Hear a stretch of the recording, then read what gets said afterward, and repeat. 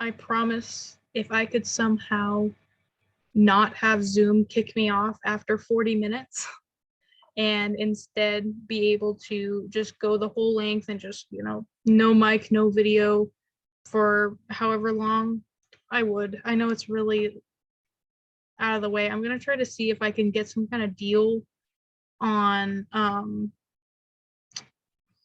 it says Zoom Pro in order to be able to go longer than 40 minutes. So I'm going to see if there's any like student or BC based thing where I could do that, because it's just really obnoxious. All right. So I'm going to go ahead and start here. Let's see. So, did she finish chapter 7 last week? I cannot remember. I also can't check.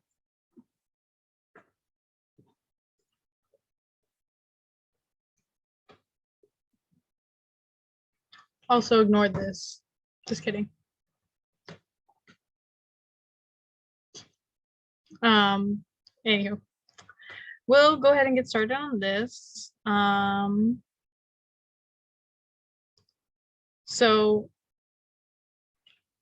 genetics tends to be the one that throws people off, okay? There's very similar words. You have to be very particular about what words you use, or else it could mean something entirely different, okay? So I wanted to start with the nucleotides, right?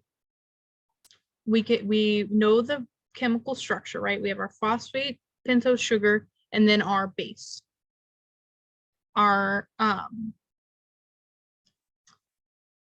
And you can, if you want to know this, like well, actually you do need to know this.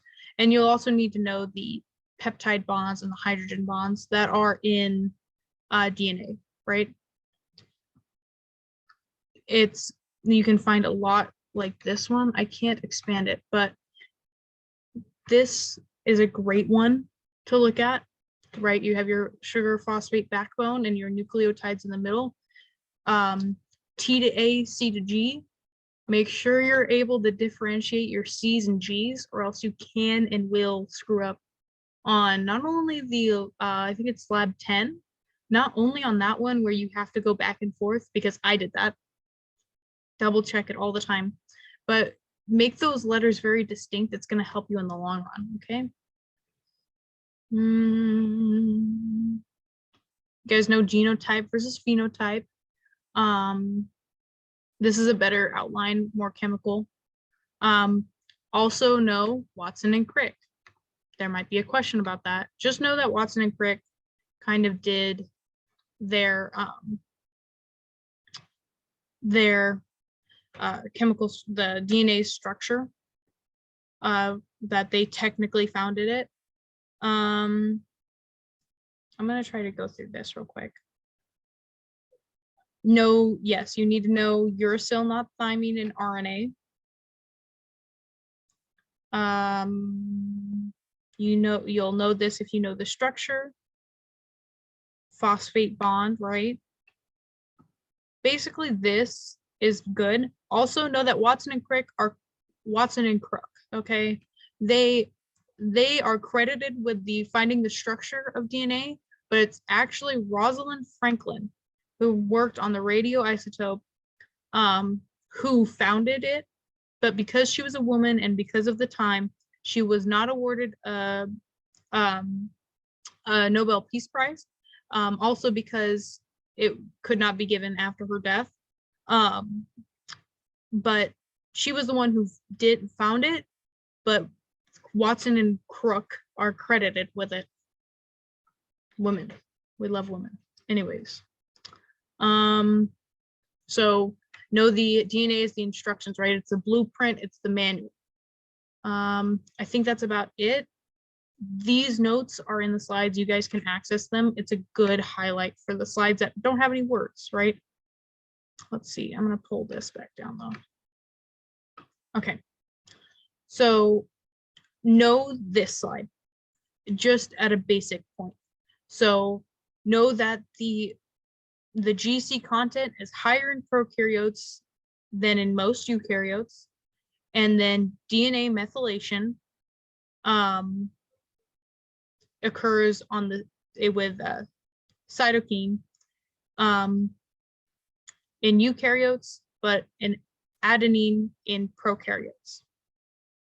That's basically what that says. And then, you know, because of these two, remember how we were talking about like the physical wall structures and how we can have antibiotics target those wall structures, and then all of a sudden we're able to have an antibiotic that'll hurt them and not us. Well, this is another thing that we could use, right? If it has a higher GC content, then we could almost target that. But remember, we still have GC, so it'll be a slightly selectively toxic to prokaryotes and not eukaryotes, right? And so I'm pretty sure that, oh, and yes, the DNA methylation, of course, you can, it's another difference. We can use that to our advantage, right? Systemic lupus, right? Know that disease. I'm not really sure in what context she wants you to know that, but if you just want to read up on it, I think it's an interesting disease nonetheless, and you'll have to learn about it later on in the semester too. So if you guys want to just look at what it is, Mayo Clinic, PubMed, anything like that, just a basic overview of what it is. And I'm sure that once you see that, you can probably tie it back to this gene regulation, right? So we're going to, we know how, we know that it's nice and compactly packed in the nucleus, our DNA, right? For us in eukaryotes, but in prokaryotes, it's just this circle, right? Let me see. So if I were to take my bacteria and kind of draw it out, right? It has that little membrane on the outside. This is our chromosome, right?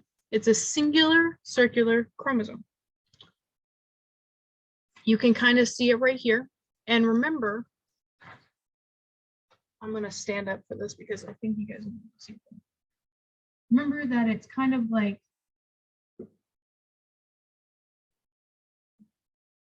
when we look at it, it's kind of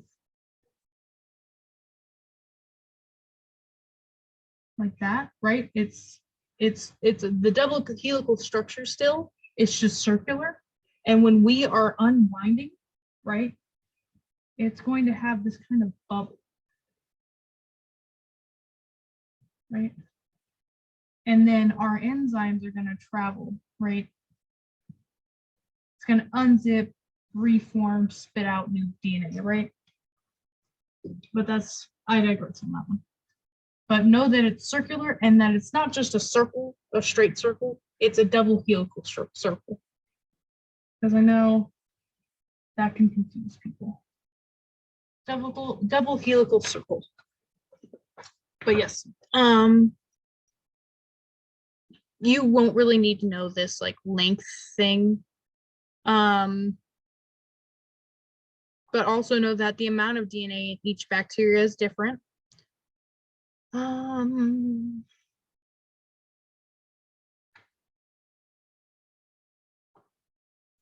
gonna try to get the rest of this. Also, yes, I told you that we our DNA is in the nucleus, right? This is just called the nucleoid, right?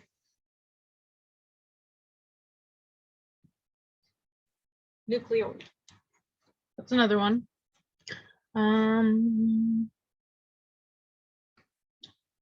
Here is another concept that I want you guys to know, right? So we have this one, this DNA, right? This DNA is going to code for the metabolic processes, right? That we're going to have in our prokaryote bacteria, right? What it's going to, how it's going to function, right? I'm going to try to think of a good analogy here. Think about this as just like you're a fresh little baby, right? You just got born. You're born with all of the metabolic processes you could possibly handle in order for you to be human, right? This you are human, you are bacteria, right? But sometimes what happens is bacteria can get this plasmid, right? It's gonna be basically the same. It's going to be small and circular, and it's going to be independent from this chromosome, right? Nucleoid chromosome, this is a plasmid, right? Plasmid. Our plasmid can give our bacteria an edge, right? If we wanted our if our bacteria was like, man, you know, I'm trying to think. Let's say that it is an antibiotic, right? If we wanted to say, like, if the bacteria was like, man, I'm always getting this antibiotic and it's not enough to kill me, I'm always hanging on the edge, but suddenly a bacteria develops this plasmid, right? It codes for the resistance to that antibiotic. This is why you always take the full course of your antibiotics. Never cut it short just because you feel good. Always do it. Always take the full dosage, because even though you don't feel like crap anymore, the bacteria is still there, and the more you do it, the more resistant they can get. This is that would in that case be a resistance plasmid. Let's see. And I'll go into it a little bit more in a minute, but that's just the basic structure. Okay. This is a doozy. This is where a lot of people get mixed up, and it's really hard because transcription and translation always get so confused, right?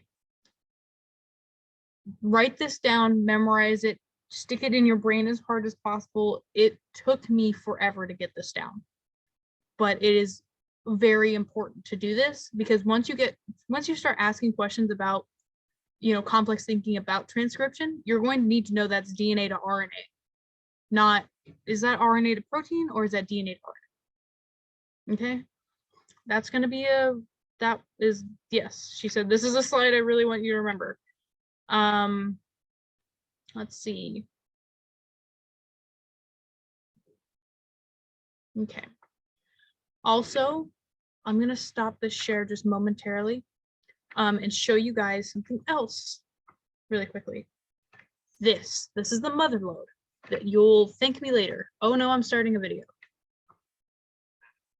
Okay, so all of these, watch them. If you understand them, great. If you don't understand them, watch them until you do.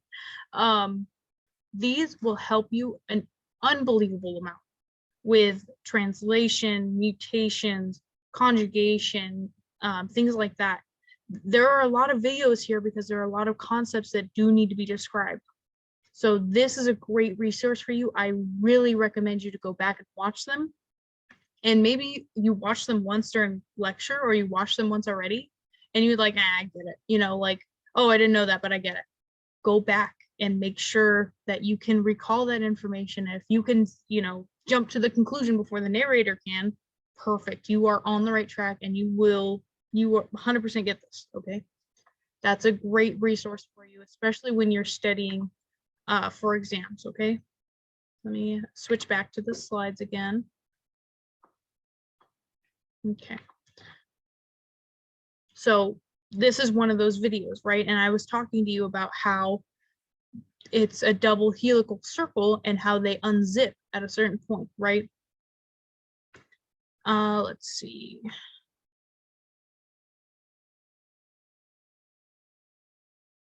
Yes, okay. So now to highlight replication. So you guys know about that. You guys don't need to know the nitrogen bases. I'm not going to try to say that word. You guys don't need to know the actual structure. You just need to know what they are, and that DNA has thymine while RNA has uracil.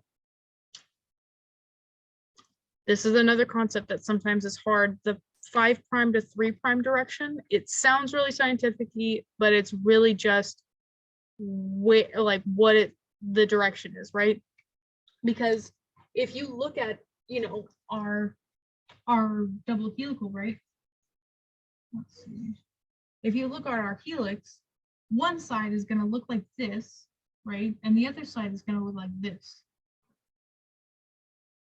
Okay, so that's just the 5' to 3' idea, is that, you know, 5' to 3' would be like this. That would be that direction. But for this strand, it would be like this. Right? That's the concept here. Okay. So it's what carbon, right? What carbon is are they attaching to? So you see how there's an ester bond here, ester bond here, ester bond here, ester bond here. So we're going 5, 3, 5, 3, 5, 3. So that's our 5' to 3' direction. And that's our smiley face that's right side up, right? That's that side. But if we take this image and flip it upside down, and we travel 5' to 3', it'll be the other direction, right? It's going to be opposite. I promise, just try to draw it out on the exam and it'll help you with those critical thinking questions. We know this, right?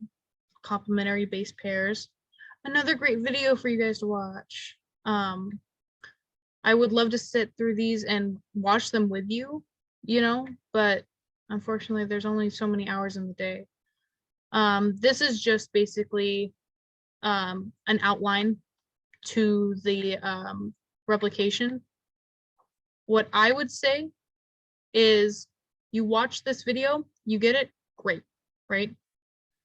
Turn around and draw this out, if I can open it. Let's see.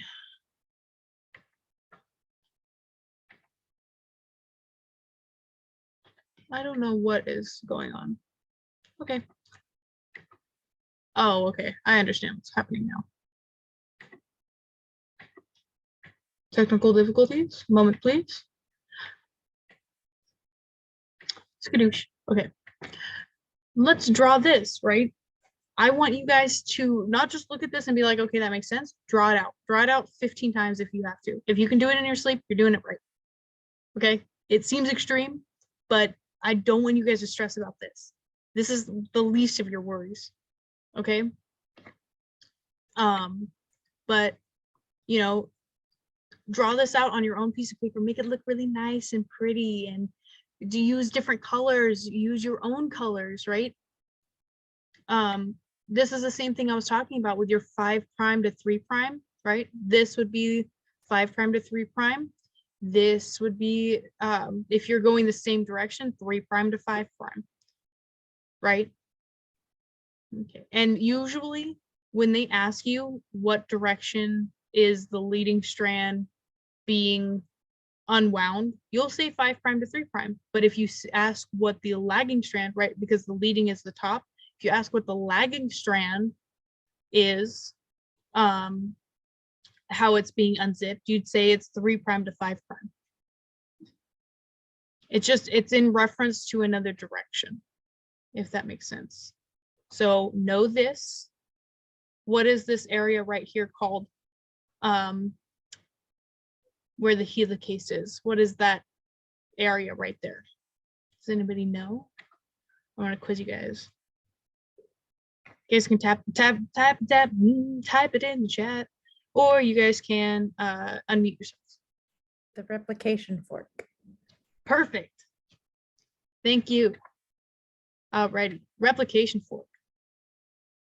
We got our replication fork right here where the helicase is, and we have our gyrase, right?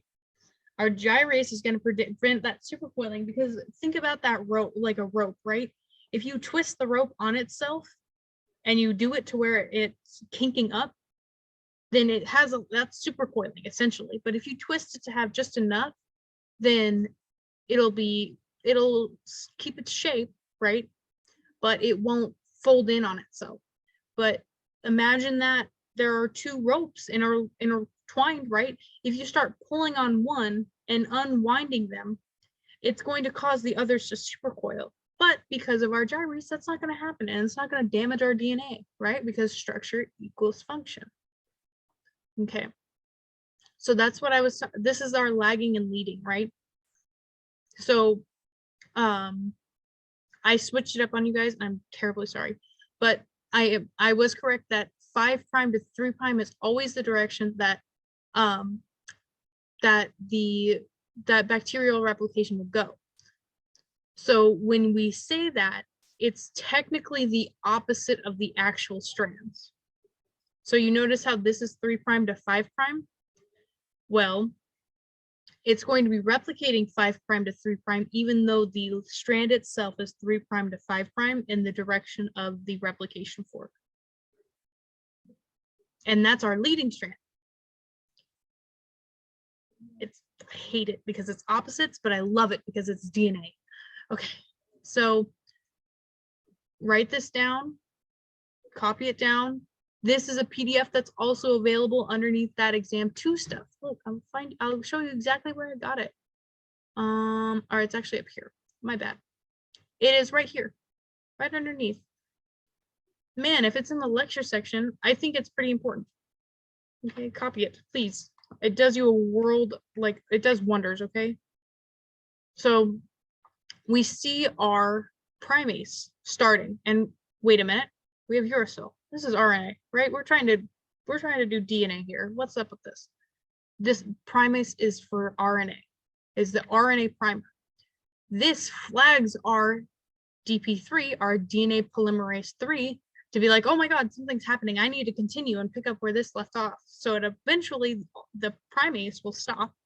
The DP3 will pick up where it left off, and it'll keep going, right?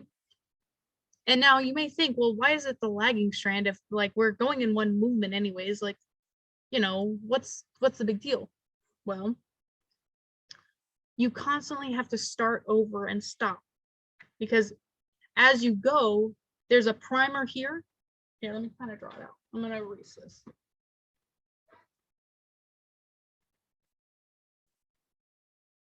Okay. So we have our primer, right? This is our lagging. We have our primer that goes so far, and then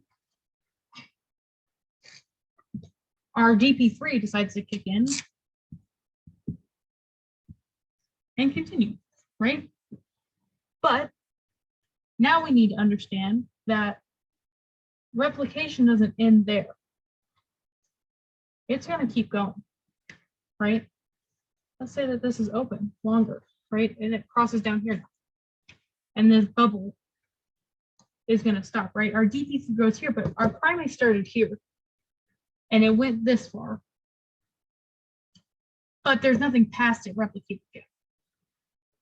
For this lagging strand, right, we're going to need to, like, so the DP3 is going to go here, and then eventually our DP1 is going to come in and replace this, knock out the primase RNA and replace it with DNA.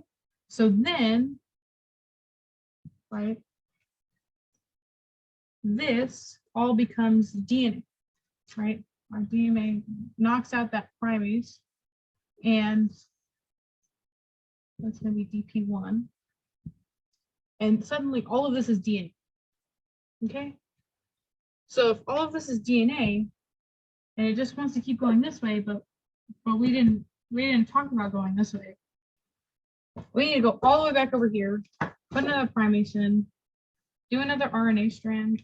DP3 needs to go back in and do this until it meets here.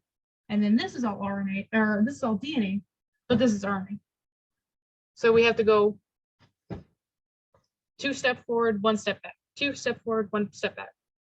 If we just look at our leading strand, right, our primase goes here, and it gives us some RNA. Our DP3 comes in and continues it. And then at the very end, right, our DP1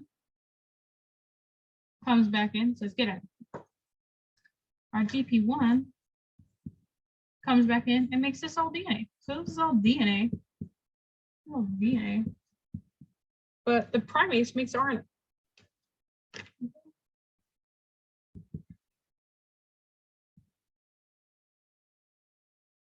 I hope you can see that. Yes. Okay. So does that make sense why it's leading and lagging? I know I'm kind of like throwing it off, but I also think that I screwed up. No, I didn't. I didn't screw up. I'm perfect. I'm just kidding. So we can see the direction of replication, right? It's this way. But you see how we have these like weird spots right here? Well, my friend, our friend ligase is going to come through and say, no, sirree, you don't have to be like that anymore. It's okay. I'm really faint marker, but it's okay. You no longer have to be so disconnected from the world we live in. It'll be fine. And it glues these parts together. It's no longer going to look so disconnected, disoriented. It's going to be fine, right? This marker sucks. Okay. But anyway, right? It's going to glue those pieces together.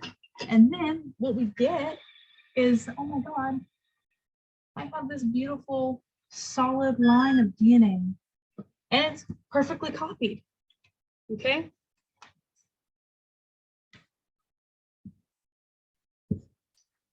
I just wrote lead on the bottom. But it's going to bind those back together. And we're so happy because it's one big happy family, right? That's just the big picture she was talking about. But definitely no DP1, DP2, DP3, okay? There's no DP2. Sorry, it's DP1 and DP3. But that was the gist of it. I know I went kind of fast, but I do want to be respectful of your guys' time. And if you need to leave at 6, it's okay. I only allotted for 6. I just kind of went on a tangent because DNA replication is very important. It's going to be so important for this exam. And I'll probably spend another whole review session on it. It's going to be a staple, okay? A big part of your exam. Same thing with antibiotics, but I do not want to stress you guys out yet. This is what you need to know first. Is there any questions on this? And please tell me if I went too fast, because I think I did. I also tried to make it interesting, because I know if I'm just like DP3, helicase, dry erase, it's not really exciting. What do you guys think? Okay, any questions? You're gonna mute yourselves or chat.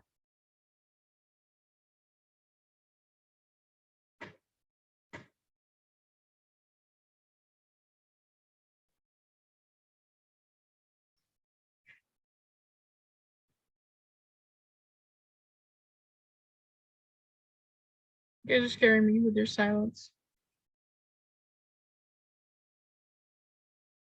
Okay. Well, speak now or forever hold your peace. If you guys need this diagram, want to take a picture, whatever it might be, it's basically what's on here, except I just kept going and erased things. But yeah, I'm gonna erase it. If you don't want me to erase it, speak now. The eraser's getting closer. Oh no, it's on the board.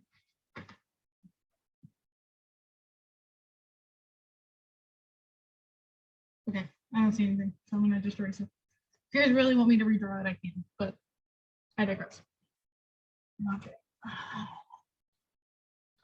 Isn't that nice having a whiteboard? Okay. Lauren, so just to recap on chapter 6, hypertonic and versus hypotonic. Hypertonic, there are more solutes in the solution, so more particles, correct? Yes. Which will cause, if there's a cell inside that solution, it will cause it, if it's hypertonic, it will cause it to be dried up, right? Yes, to shrivel essentially, because remember, if you have all these solutes, right, in the water and it's hypertonic, there's so many solutes, then it's going to crave that water. Where is there water? In our cells, right? In our cells, in bacteria, there's water, right? Those to keep or to try to maintain an osmotic equal isotonic pressure, it's going to draw the water out. So if it draws the water out, it's going to just shrivel the cell, right? So yes, you are correct. Let me Okay, thank you. try to breeze through some of these. Okay. This is really important too. Semi-conservative, bidirectional, semi-discontinuous. Know those? Tattoo them on your arm if you have to. These are the words to know. This is what replication is. It is semi-conservative, bidirectional, semi-discontinuous. Those two things. Know that this is an anabolic polymerization process. Yes. This is kind of that picture just in multiple, all in one.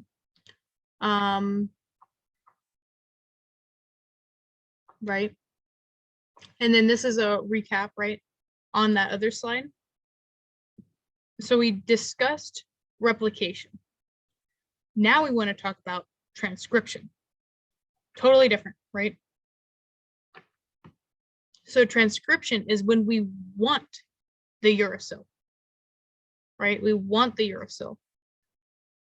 So we're going to, right, we're going to copy with the uracil. Okay, so here are the 5 types of RNA, right? And the 3 steps. So let me see. I always get scared by those words. Okay. Also, if you guys need to go, that's good.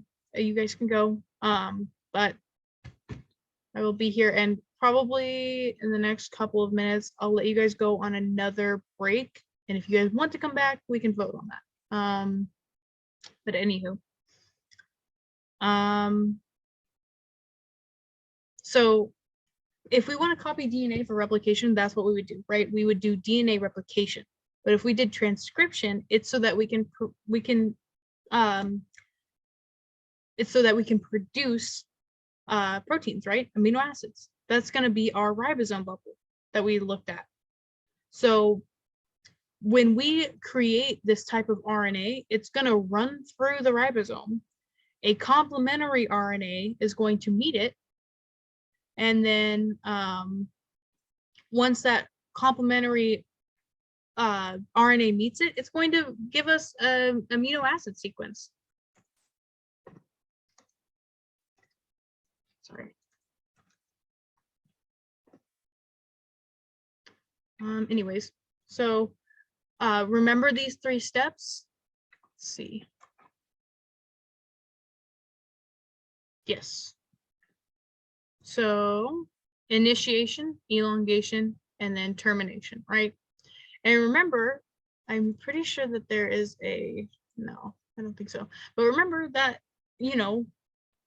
there can be multiple ribosomes that this is being fed through, and you could have 1, 2, 3, 4, 5, 6 different strings of polypeptides coming off.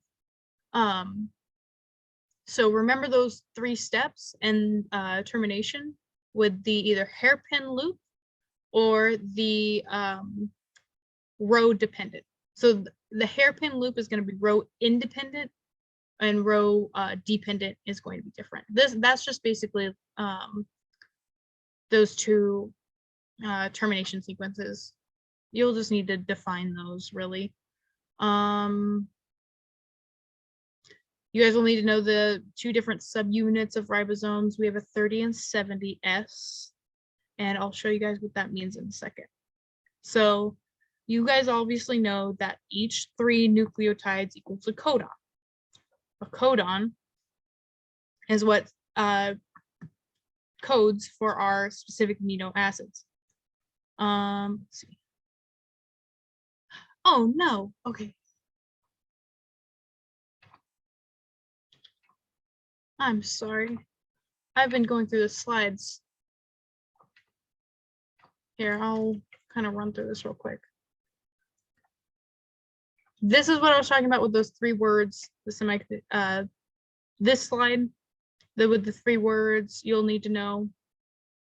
Now I was going to talk about transcription and the different types of RNA that we need in order to code for amino acids or do other metabolic processes, right? You need to know initiation, elongation, and termination, how those work, why they work. Yes. And then I was talking about our mRNA and our codons, right? We always need a stop and stop codon. That's one to know. You guys should know how to read this. If not, just have a little bit of practice. You can write out different combinations of letters that are amino acid sequences and try to find them on here. But the one thing you want to know about this chart is that it's redundant, right? We see that on this one, anything that's a CU, it can end in anything else, but it's a leucine, okay? Same thing here. If it's CG, it's an arginine. So we see how redundancy can help us if there's, say, a mess up, a como se dice, mutation. Mutation's the word. So you want to know redundancy helps prevent against effects of errors, right? Let's see. So this you'll want to know definitely. So our codon is the mRNA, our anticodon is the tRNA, okay? The amino acid is what is being coded for the codon, okay? So the only thing that the anticodon does, which is also called the tRNA, is bind to the codon itself and because it's part of the amino acid, the individual amino acid. But we identify amino acids by the codon, not the anticodon. Codon equals amino acid, okay? Because I know that can also get confusing. Okay, so now we have translation. So this is where we are with translation. So this whole process, draw it out. Step 1, step 2, step 3, step 4, step 5. That you'll definitely need to know. I feel like if you guys watch the lectures, it's pretty self-explanatory, but if you guys need extra help, I'm here. If you guys need to ask questions. Zoom's doing that thing to me where it's less than 1 minute left. So let's take a quick vote. Would you guys want to continue this, or I can cut it off here and we could pick up another time, or what do you guys think? If you guys are good, you're good. You don't have to stay. You guys can go. I know rambling, my obnoxious rambling can only be tolerated for so long. So I will, okay, go ahead. I will probably stop it here just so that there's not too much information. So bye everybody, okay? Have a great night and good luck on that quiz on Wednesday. I will be available via Remind for any questions, okay? Have a good night, guys.